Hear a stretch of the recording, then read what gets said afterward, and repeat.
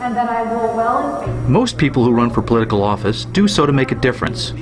Once they're elected, however, many find that the view from inside the state capitol is a bit different from what they expected or what they campaigned on. Our guests today are some of the Valley's newest state assembly members. We'll find out what they think about a wide range of issues, including what should be done to address the state's $25 billion deficit. What do they think of some of the governor's more controversial proposals, such as the elimination of redevelopment agencies and enterprise zones? What about the governor's proposal asking voters to extend 2009's temporary tax increase for another 5 years? And if they oppose placing a tax question before the voters, what additional $12 to $14 billion in cuts do they support to balance the state budget? What are their ideas about reforming public employee pensions, giving more authority to local governments, and easing government regulations? Where do they stand on important San Joaquin Valley issues like water, high-speed rail, and economic growth? And finally, what do they hope to accomplish before they leave office? From Fresno, the Maddy Report, with Executive Director of the Maddy Institute, Mark Kepler. Welcome. Some say California has become ungovernable. And with an ongoing recession, a crippling housing market, and double-digit unemployment, new legislators will be challenged with no shortage of issues to address. We're fortunate to be joined by some of the region's new state legislators to discuss a wide range of topics. They are Linda Halderman, Republican from Fresno, David Valadao, Republican from Hanford, and Sharon Grove, Republican from Bakersfield.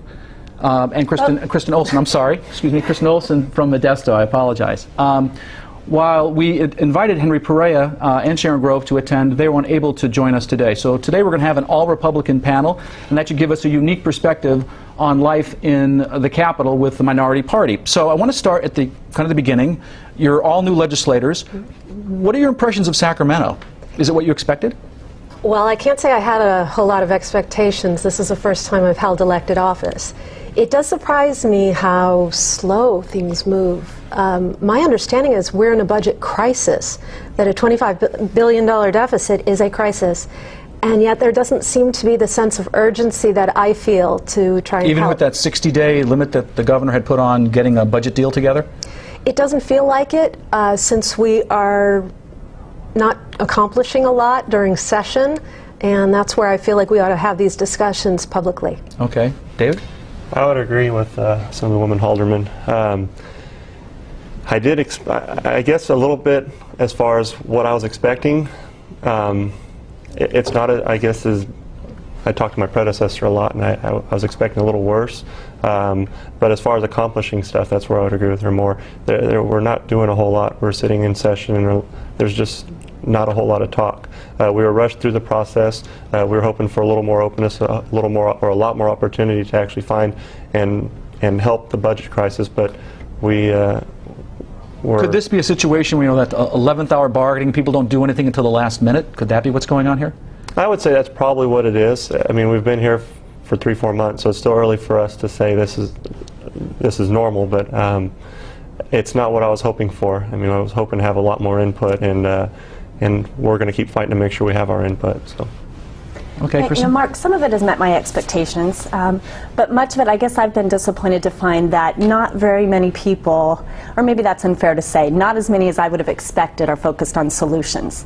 I think there are a number of people up there that are focused on talking and playing political games, but I went to Sacramento to focus on solutions that are going to stimulate job growth and improve our economy. So I am hopeful that we can begin to have those more deliberative discussions that are really going to solve our budget problem and improve our economy over the long term. Well, let me follow up on that. People usually complain about the hyper-partisan nature of politics in Sacramento and elsewhere, and Jerry Brown in his inaugural made a comment about politicians need to put the state first and their party second.